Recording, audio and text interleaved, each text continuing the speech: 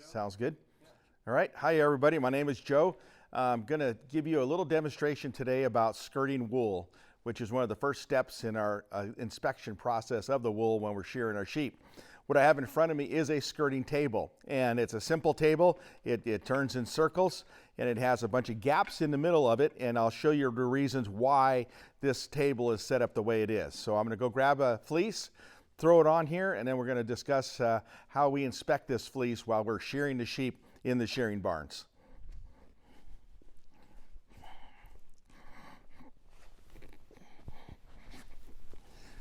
So as the wool comes off of the sheep, there's individuals who will pick the fleece up and they'll throw it on the table. And they throw it on the table in a way that it falls down and it lays down like a big blanket. So we open up the fleece right after it's been shorn and we put it on this table.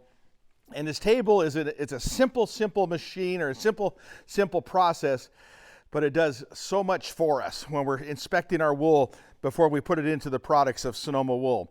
So the first thing we do is open up the fleece. And as you see, as I open up the fleece and lay it on this table, you'll notice that there's a lot of different pieces that fall through the table. And that's why we have little gaps in the table, those little pieces of pipe. The goal of it is to take all your little second cuts or inferior pieces of the fleece and get rid of them. That's the goal of skirting. So the first thing we did was we threw it on here, and automatically all the small pieces dropped through the table, which is what we want to have happen. Then I will start to look at the fleece, and I'm going to inspect it, and any parts of the fleece that are inferior that I don't want to have going into the main fleece, which is our highest quality product of the wool, we want to take off. So right here, I filled a piece of wool that has a lot of dirt on it. It's a piece of the leg where the sheep sits in the mud or sits in the dirt during the winter. So I'm going to take that off. So I'm going to throw it down. And as I do, so I'm picking through and I feel that. And then as I do, I roll it inside so I know I've looked at this piece of the wool. So that's all good. Then I'll come across here. And again, I'm going to look at another piece here. This is a little short piece. It could be from the head. It has a little bit of vegetable matter in it. It's something that we don't want to have in the main fleece. So I'll roll that in, throw that off, and then roll the fleece in. Then inside, I might look at a piece. I'll say, I don't want that in here. It's just a little inferior, so we're going to take that out. As we're going along, we continue to roll the fleece in so that we know that we've inspected it. And we'll do this during where we're shearing. This takes about 30 seconds. We're spending a little more time today in the demonstration, but on the shearing floor, it takes about 30 seconds to do this process, but it cleans the fleece up, meaning the high quality wool is right here. The lower quality wool is off to the sides. Here's another piece. While I'm looking at it, I'm saying, okay, this is definitely from the leg. I know that. It's a little shorter. It's a little coarser. I'm going to throw that off to the side. We're not going to use it.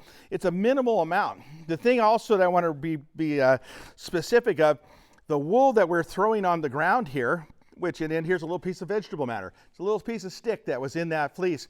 We feel it with our hands. We go up. We don't want that in there. I feel another one. We throw that down here. The wool we're putting on the ground, at the end of the day, there might be 100 pounds down here out of 1,000 pounds or 1,500 pounds that we've worked with. That wool is still used. It's used for other quality products that'll blend into other programs that are not part of ours, but we still use all the wool even though it's put on the ground here. So then the wool here, all of a sudden we have this fleece now that's a beautiful fleece. It's a fleece that has all the qualities in it that we need and want, and it'll help us make a higher quality product for Sonoma wool as we're working with all of this.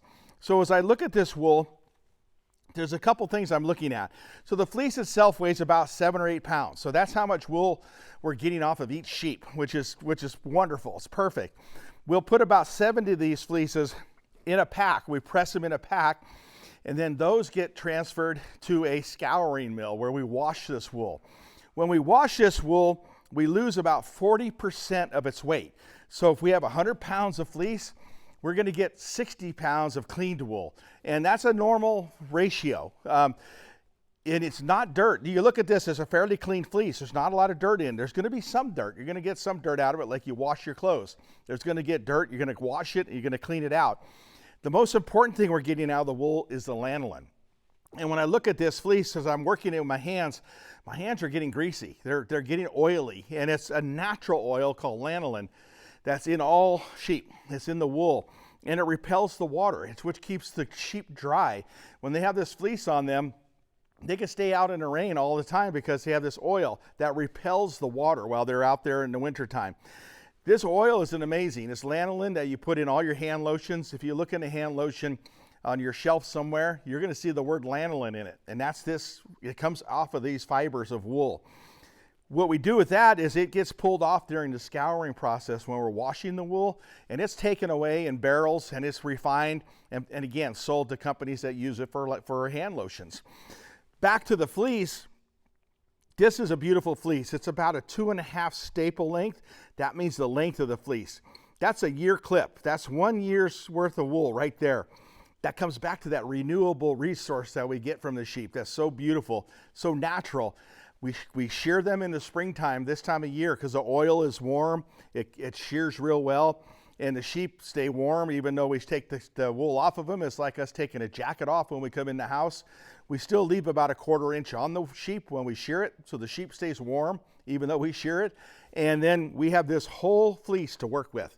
So when you take this fleece with our sheep, and the sheep that are used ideally for bedding, they're a coarse wool sheep, meaning the fibers, if you look under a microscope, and when we measure these with a laser actually, and when we measure these, they're 30 microns thick, the thickness of the fiber. I'm kind of getting into the weeds of the technical side of it, but it's important. By having that be set up as a coarse wool sheep, when you make batting for our comforters and for our toppers and our pillows, you want to have the batting set so that it springs, that it stays apart. And that's what this wool does. When you pull on it and it comes back together, there's tiny little crimps in there, and it holds that wool open. When we wash it and we put it in batting, which batting is hundreds of layers that give it about this much thickness. But when you sleep on it or it's on top of you, air flows through that. And as the air flows through this wool, when it's in your bed, after it's all washed and everything's combed, when it flows through, it's regulating your temperature. And it's also pulling moisture out of your body or away from your body. We all perspire when we sleep. And wool naturally pulls that moisture away from you, which is so important for a good sleeping experience. You don't get that with cotton, and you definitely do not get it with down. I know there's a lot of down sleepers. People use down with the pillow or with the feathers. That encapsulates all of your moisture. It holds it into your body, so you wake up clammy and you don't get a good sleep experience. Wool doesn't do that. Wool wicks away your moisture. It's pulling it away from you constantly while you sleep. But back to the wool itself, we also look at the tensile strength. The tensile strength is how strong is that fleece? And if you raise your sheep properly and you have a good healthy sheep, it's strong. You can see me pulling on this.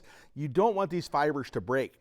And if they had a stressful time, whether it was something in their diet or they had a stressful winter, these fibers might break because they're protein and they would have a weak spot. These don't, which is great, which we want to have them strong. We also look again at the crimp and how much crimp is in it, meaning there's little crimps in the wool, and that keeps it individual, keeps every fiber pushing away from each other to create a real boisterous batting, which is nice and thick and full. And it stays that way.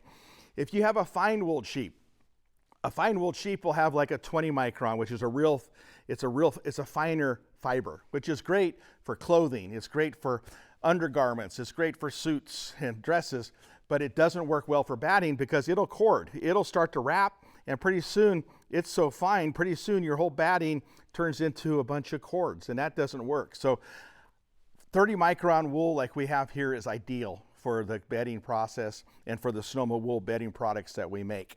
So it's ideal. It's a beautiful product. You're seeing it right here at the raw stage. We call this raw wool because it hasn't been washed. This wool again will be taken. We'll wash it through the scouring process where this wool gets pulled apart like this and is gently washed into 5 different bowls of water. They're like 1,500 gallons each. So they slowly go through it. They get squeegeed. The water gets pushed away. They go into another bowl. So they have 3 different bowls where they get washed with soap. And it's a very, very mild detergent that we wash this with. It breaks down quickly in the soil or in the water. So it's very, very friendly to the environment. Then we rinse it and dry it. and then it's ready to go into the carding process. And in the carding process is where we layer all this the same way. All these layers get put in and we build up the batting. Then the batting is what we start to put into your products, like the comforters and the toppers and the finished product. We also take some of it and we felt it. That's the opposite deal. Then we take a bunch of needles and we put it into a layer for your dish drying mats and your ironing board pads. But it's all the same wool. And it does it has different qualities or different characteristics based on if we felt it or if we put it into the batting. But it all starts right here. It starts with the wool coming off of the sheep, thrown on this skirting table, a quick inspection, packed into another bale, washed, and then brought to you. So this is just a quick demonstration on how wool is processed. And you can't find a more beautiful product, more natural product than wool. And I just hope you all enjoy using it. Thank you. I have a question. Yes. What happens with the leftovers? The leftover, which are called skirtings, these are the things that fall to the side as we're moving the wool around. You might even see a few fall through, or even while I'm talking, all of a sudden I see someone go, I don't want that in our wool. Boom. It is all used, all the skirtings, or the off sorts, are used for other products that they would possibly use to blend with other things. They might blend it with some polyester. They might blend it with some other cottons. They might put it into a blend. If you look at something that says 20% wool, it could be these skirtings. Also, sometimes they'll use it for other things that they want to use yarn with that are encapsulated into something like a baseball. And they'll use this type of wool because they don't need to see what it looks like. It could be all different colors. They just need a certain type of wool. But it's all used. And that's the coolest thing about wool. It's a renewable resource. All of this wool could be broken down, either recycled and used again if you put it into a product, or you could put it into the soil and it'll mulch, and it creates a beautiful mulch for your soil because it's a protein, and it creates compost. It creates air as it breaks down because it's a protein. So there's so many great characteristics that wool brings to everybody, and we just have to learn how to use it a little better. Yes. The table itself, is this sort of a newer technology, or it looks kind of old? Is it pretty old? This table, this table has, if it could talk, it'd tell all kinds of great stories.